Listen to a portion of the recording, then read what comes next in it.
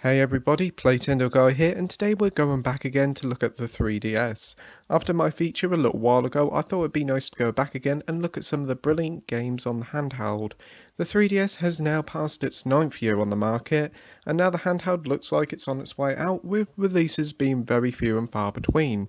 And throughout the 3DS's 9 years on the market, the handheld has amassed a very impressive list of exclusive titles that could easily rival any other consoles. And whilst many folks will remember the Mario, Zeldas, Kirby's and Pokemon that certainly made the system the well-known handheld it is today, there's many a great games that many folks haven't heard of or even played. And that is today what I'm going to be talking about.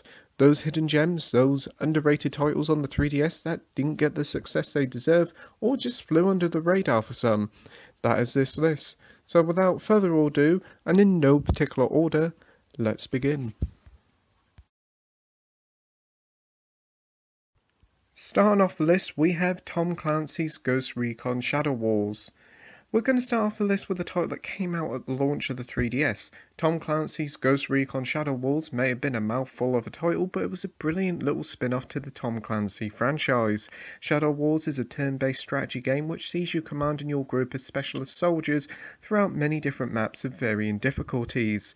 The game is jam-packed full of maps. Its single-player story mode could last you upwards of 25 hours with its intense and strategic battles, and the game also includes a fun little multiplayer mode.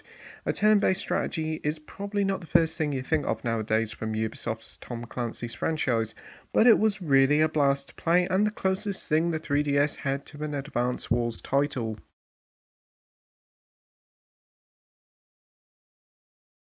Next up, we have Codename S.T.E.A.M. Now this is a strange one. Coming from Fire Emblem and Advance Wars developers Intelligent Systems, Codename S.T.E.A.M is easily one of the most out there games on the system. The setting of a Victorian steampunk set London with a cast of American folktale characters like Tom Sawyer, and even more stranger that the leader of S.T.E.A.M is no other than Abraham Lincoln, the game sold incredibly poorly, and it isn't a surprise to be honest, as the setup is incredibly hard to sell to any potential buyers. But I have to admit the game's art style is superb. Inspired by the golden age of comic books, the visuals really do pop on the 3DS. As for the gameplay, S.T.E.A.M is an incredibly enjoyable strategic game that feels very similar to XCOM and Valkyrie Chronicles, as you play from a third-person view, placing your units and shooting the enemy aliens with your own steam-powered weapons. The game is easily one of the most unique titles on the system, and is well worth finding out as it is only a couple of quid online. It's just a shame so many few people bought it.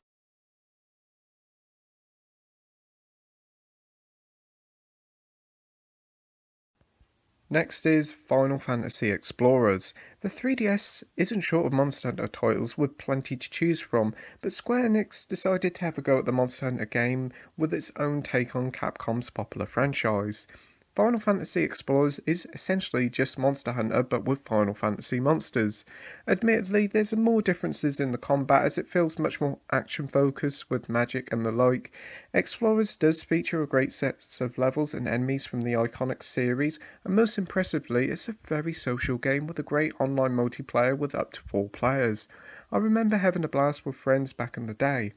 Whilst it may not be as good as Capcom's Monster Hint, Explorers has one thing going for it.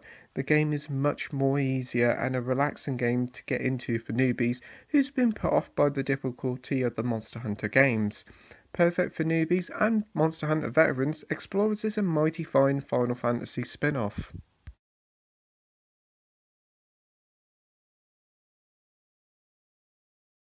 Continuing on, we have Shinobi. Releasing around the tail end of 2011, just as the 3DS revived itself with the double release of Mario 3D Land and Mario Kart 7, one of the best titles to release during this later half of the year was Shinobi. The iconic and legendary ninja series finally returned after a long hiatus with a fun, action-packed retro romp that brings back the glory days of the Mega Drive. Taking a stylized, cel-shaded look, Shinobi really does look lovely on the 3DS, and the 3D is also mighty impressive too. But back to the gameplay, and Shinobi isn't a cakewalk. It's hard as nails with some absolutely punishing levels that will certainly test your mettle. Each of the game's levels are lengthy and they have plenty of variety to them, most notably the level where you ride a horse through a forest to fighting on an airplane. It's certainly a blast. If you do find the game a bit hard, thankfully there's loads of options to make the game easier if you wish. Shinobi also has a great selection of post-game content to do, such as challenges, as well as loads of collectibles such as trivia and artwork. If you're looking for a great test of skill, look no further than Shinobi. Hopefully we'll finally see a new one on the Switch later on down the line.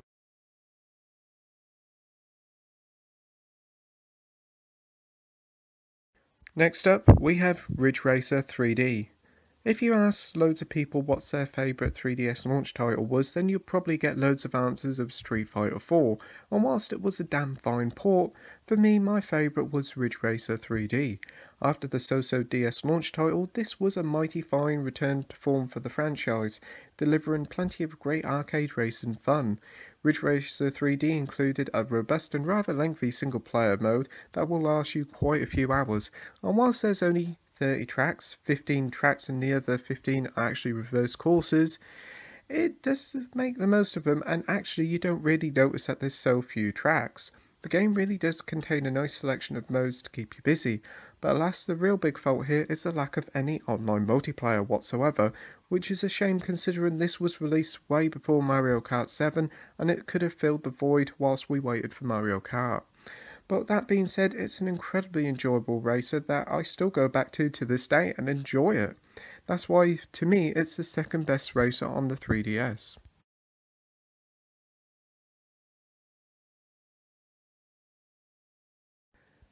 Next up, we have Virtue's Last Reward.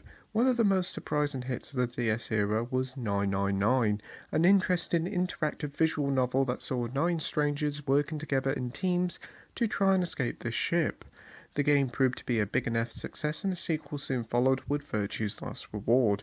Those who played the original will be pleased to know that it plays very similar to it, but for those who haven't, Virtue's Last Reward again sees 9 strangers chucked in an abandoned warehouse and they must work together in teams to try and trust each other and escape or face execution.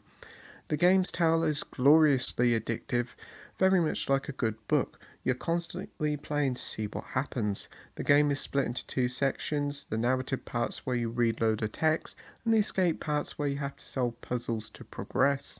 It's a highly replayable experience too, with 24 different endings to get. It's a very unique experience and well worth grabbing if you like games with a great story. Next up is Rhythm Thief and the Emperor's Treasure. One of the shining stars of the early days of the 3DS, Rhythm Thief was a clever mix of various different genres to make for one of the most enjoyable games on the system.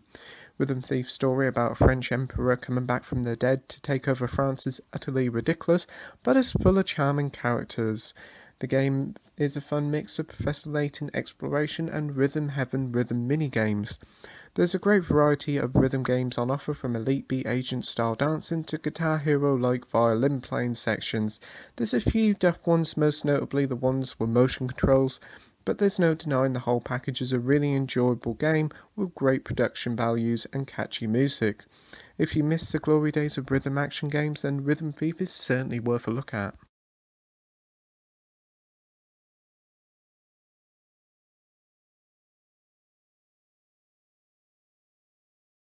Next up, we have Puzzles and Dragons Z plus Super Mario Bros. A nice little oddity from Nintendo. Puzzles and Dragons is a pretty big mobile hit overseas in Japan, and in 2015 we received a nice little bundle of Puzzles and Dragons Z and a little Mario Bros. Spin-off. Puzzles and Dragons Z plays like a puzzle game similar to Tetris, where you have to move tiles around to match them. The bigger amount of tiles, the bigger the attack. Dragon Z, unlike the mobile game, is a proper game with NPCs and towns to visit, and it does feel a bit like Pokemon. Then there is the Mario Bros. Spin-off, which is a rather simpler game as it takes a lot of the story bloat of Z out of the situation and just is a collection of levels where you have to fight iconic Mario enemies in these match tile battles, and it's a lot of fun. It's something a little bit different from Tetris and other puzzle games on the 3DS, and it's pretty damn cheap to boot, so what's not to like?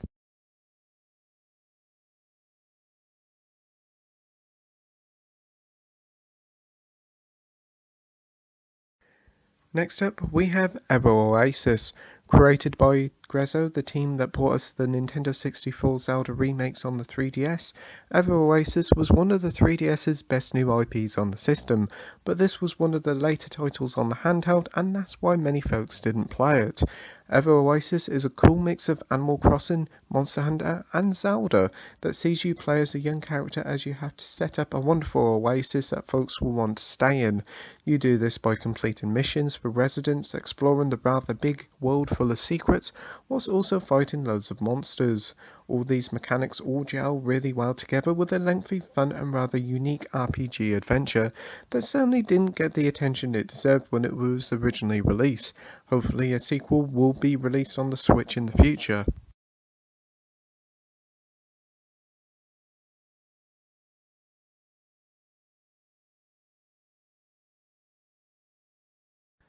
Next up, we have Monster Hunter Stories. The 3DS is full of Monster Hunter titles, but Stories is easily the biggest departure for the franchise yet.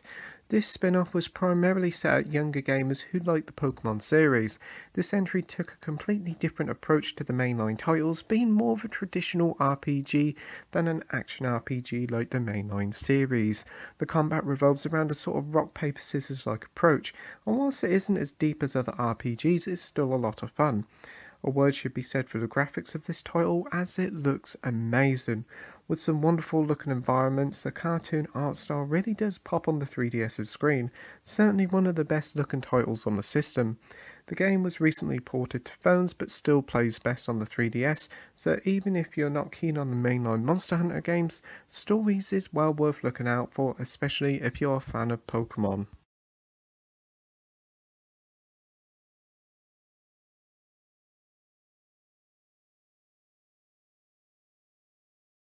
And finally, we have Metroid Prime Federation Force.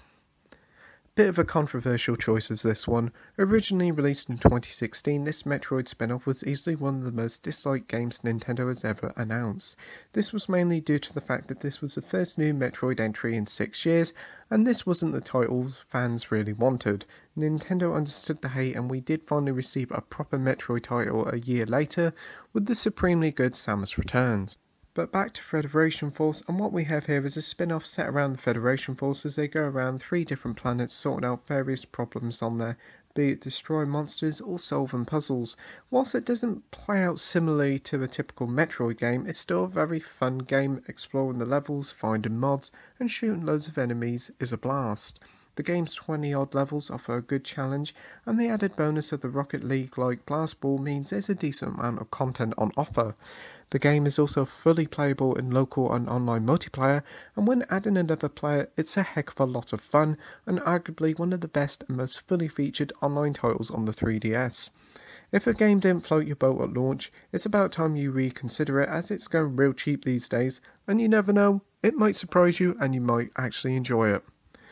And with that, that's it. What do you think of my list? Have you played any of these games on this list? What do you think of them? Which ones did you like? Which ones didn't you like? What other games do you think should have been on the list? Whatever you got to say, pop a comment down below on the comment section and I'll be sure to get back to you. Anyway, thank you for watching. Hope you enjoyed the video. Like, rate and subscribe, and until next time, happy gaming. Bye.